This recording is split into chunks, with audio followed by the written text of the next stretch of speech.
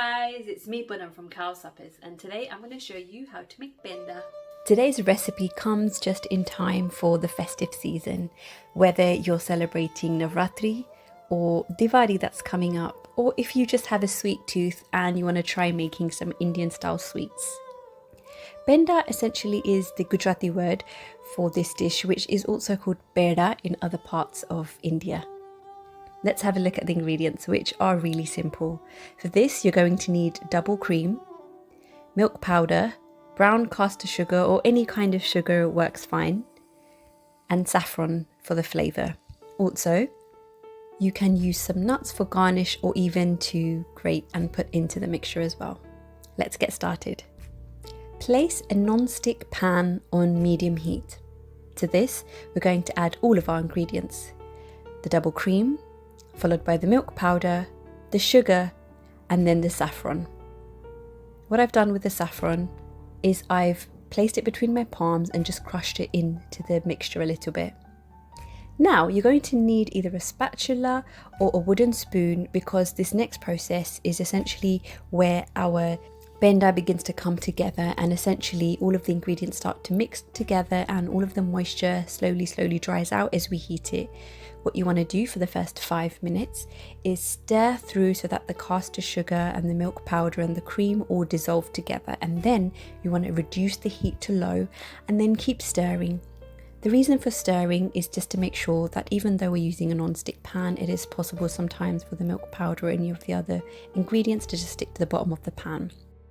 This is going to take any time between 20 to 30 minutes on low heat. It will go from a very liquidy, quiet, light coloured mixture into a much more darker caramelized colour as all of the ingredients really cook through together, and then it starts to become a much more thicker fudge-like texture. As you can see, my mixture has come together after about 25 minutes of cooking on low heat. And so I take it off the gas and I allow it to cool for a few minutes until it's easy for me to handle this with my hands, because we are going to be using our hands to roll the Penda. Once your mixture has cooled down, we're going to roll this between our palms. It is going to be quite greasy because the double cream will have released all of the oils and the buttery ghee-like textures, and so you're not going to need any ghee in this recipe. What you want to do is take small little pieces and roll it firmly between your palms. Once you've got a ball, squash them down so you get these small flat discs. You can really make these any size. If you prefer, you can lay this out on a tray and cut them into square pieces, or you can even use cookie cutters and create little shapes with that.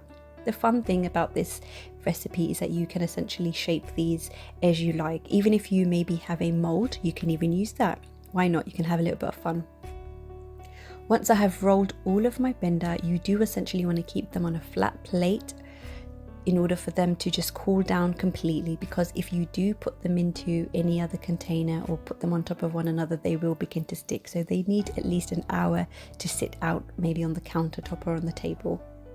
What you can do, which I've done here, is I've used this star design on my lemon squeezer to create a little star design on top of my Penda. If you have any other shapes or stencils for food, you can use this to create some beautiful shapes on top of your Penda.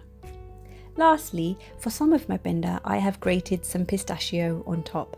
You can do this, or like I mentioned earlier, you can use pistachios, almonds, cashews, walnuts, anything really for a beautiful garnish. If you have some dried flowers or anything like that, you can even use that. I hope you guys like this really quick and simple recipe for making Indian Penda or Peda. Don't forget to like the video and subscribe to the channel. See you in the next video. Bye guys.